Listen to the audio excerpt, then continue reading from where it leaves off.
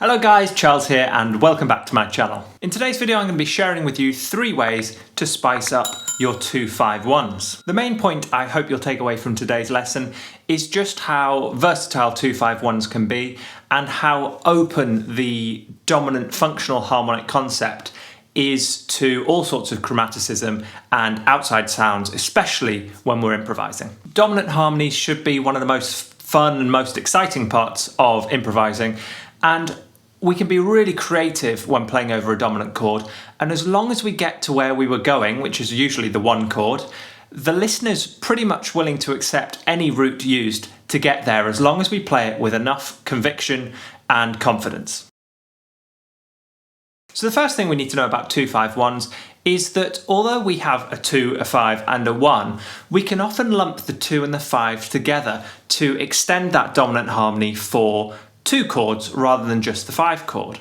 Let's take a 2-5-1 in C, for example. We would have D minor 7, G7, and C. But instead of playing D minor 7, G7 and C, we can play G7, G7 and C.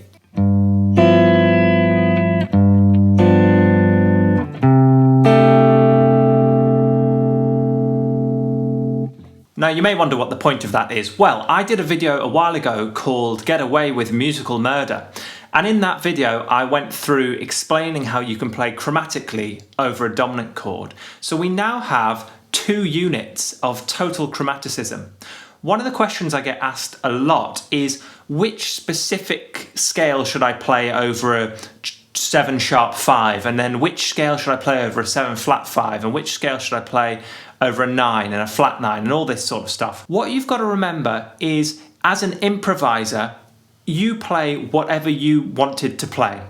You have a lot more creative vision and creativity available to you than it sometimes feels like. We don't need to worry too much about the exact extensions and alterations of a chord. As a composer, it's a slightly different story. We want to make sure that our melody matches the chosen chords, but as an improviser, we have so many tools available to us to play chromatically, and over a dominant chord, you can get away with musical murder. So any chromatic approach we've discussed before in this channel can be used over the 2 and the 5. So that would cover the Messiaen modes, that would cover the Garzone triadic chromatic approach, the Slominsky patterns, the blues scale ideas, using a blues scale in a dominant fashion, and many others. So if you've studied a chromatic approach in the past, the dominant is the easiest place to apply it. So the first way to spice up your 2-5-1s is to play chromatically over the 2 and the 5. The problem with that, however, is it's very open-ended, and I've discussed that before on this channel. Having a blank canvas can be quite intimidating. So our next 2 approaches are going to be a bit more specific to give you a framework within which to experiment. So our second way to play over 2-5-1s is probably one of the most common approaches, which is the tritone substitution. Most players use this device an awful lot of the time because of how effective it is. It just always sounds good. So it's a great approach to take, especially if you're just getting into outside playing, because it's a really simple method. In his book Bebop, Thomas Owens states, one swing element that bebop adopted was the tritone substitution. In essence, replacing the 5-7 chord with a dominant 7th on scale degree flat 2, a tritone 3 whole steps away. Thus, in the key of C, the fundamental progression G7 to C becomes D flat 7 to C. Duke Ellington built this substitution into some of his arrangements. Pianist Art Tatum used it in his florid reharmonizations of popular standard songs, and saxophonist Coleman Hawkins, trumpeter Roy Eldridge, and clarinetist Benny Goodman acknowledged it in their improvised melodies. So, great players have been using this for decades. All we need to do is take our 2-5-1, in this instance it was D minor 7, G7, C,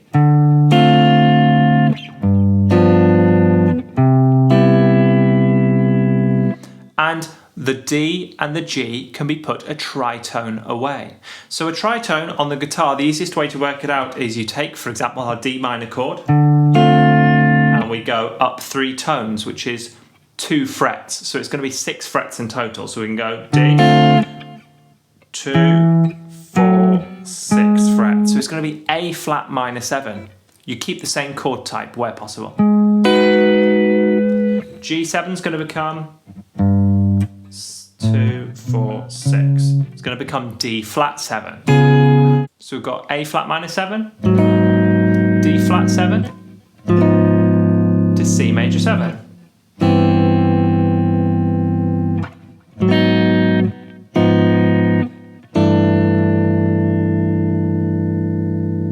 Gives us a really classic sound. Now we can use these ideas as a soloist as well. So over a 2-5-1 in C, we may play a kind of arpeggiac idea like this. 3, 4, 1.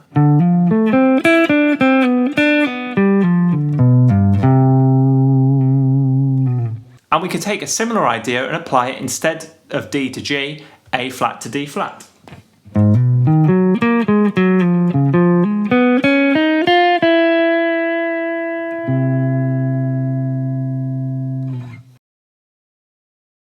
Our third approach to playing over 2-5-1s is a diminished based approach. This is an idea we discussed in the outside intervallic approach to scales video, as well as the melodic minor mastery and harmonic minor mastery ideas. We discussed tritones in those, and we discussed what we called the family of 4. So the main proponent of the family of 4 is Barry Harris, and he had this to say about it. 4 dominants come from that diminished, and you know what you should be practicing? Those 4 dominants. They're brother and sister. They grew up together. Who do you play with first? Your brother and your sister. If you don't know how to run A7 into C7 or C7 into A7, then you aren't practicing the music right. See, those 4 dominants would be A7, C7, E flat 7 and F sharp 7. So now you know what a diminished scale is. What is a diminished scale? It ain't half step, whole step. A diminished scale is the 4 tonics of the 4 dominants form the diminished, and you put the 2 diminishes together, and that's the diminished scale. You gotta know how to run A7 into E flat 7, E flat 7 into C7. Why would you run E flat 7 into C7? You gotta know why. There's a family of 4, and a family of 4, the children play with each other first. So as this is probably the most complicated concept in this video, and I keep promising I'll discuss it further, let's do that now. Let's have a little look at this chart here.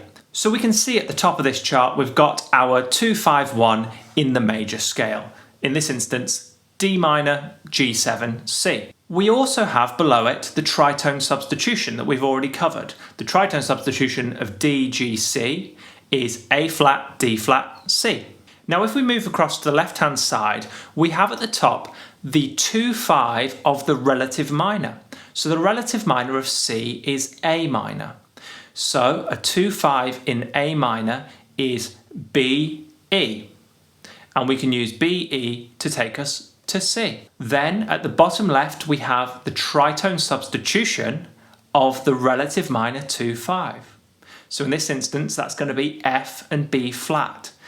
F and B flat are known as the backdoor 2-5-1, again taking us into C. So you can see on the left hand side I've written half diminished 7 flat 9, and on the right hand side of the page I've written minor 7, 9. Now what we're implying here is that normally over a relative minor 2-5-1 we would play a minor 7 flat 5 and a 7 flat 9. Therefore, those same chord types should be applied to its tritone substitution. The same on the right-hand side of the chart. Over a 2-5-1 in the major scale, we'd normally play a minor 7 chord followed by a dominant 7 or a dominant 9 chord. So again, its tritone substitution should reflect that. However, because all of these are interchangeable, we can have any of these 4 options as a minor 7 flat 5 or a minor 7 to a 7 flat 9 or a dominant 9.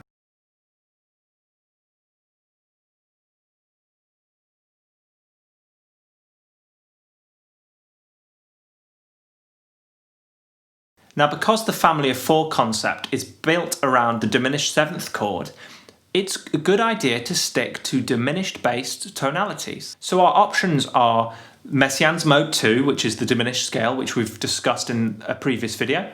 The 2nd, 4th, 6th and 7th modes of the harmonic minor and harmonic major. Another option is also Messiaen's fourth mode, which is root, semitone, semitone, semitone, and then repeated on the tritone. And all of those scales should be built a semitone above the root of your chosen dominant chord. Whichever one of those 4 dominant chords you've chosen, the scales I've just listed should begin a semitone higher than the root of that chord. In other words, starting on the flat 9 of the chord. If you'd like to learn some of these family of 4 examples, then head over to the outside intervallic approach to scales, the melodic minor mastery, and the harmonic minor mastery videos, which have all been uploaded very recently, and there's plenty of content in those to keep you busy.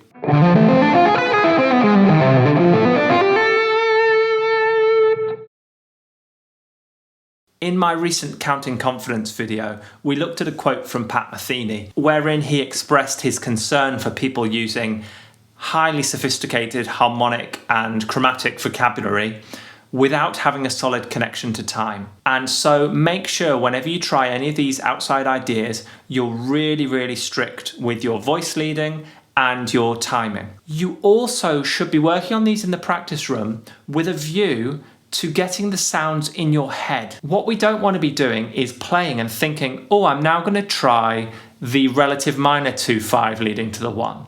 Because if you don't know what that sounds like and you don't instinctively play it, it's going to sound a bit like it's been crowbarred in. So you need to practice these concepts to get the sound, most importantly, in your ear, and secondly, under your fingers, so that when you are in the zone and you're flowing over an improvisation, these ideas organically come out in your playing, rather than trying to crowbar them in, where they're never going to quite sound organic. Let me know down below any of your methods that you use to navigate 2/5/1s, and any suggestions for future videos you'd like me to discuss. Please do click that like button, subscribe, ding the notification bell, and share this with any of your friends who can't move away from the major scale. And as always, I hope you're all doing very well, getting plenty of practice in, and I very much look forward to seeing you in the next one. Cheers! Roll up, let me embed a story you'll never forget. A drip, drip, drowning in debt now. You can't buy your way out. And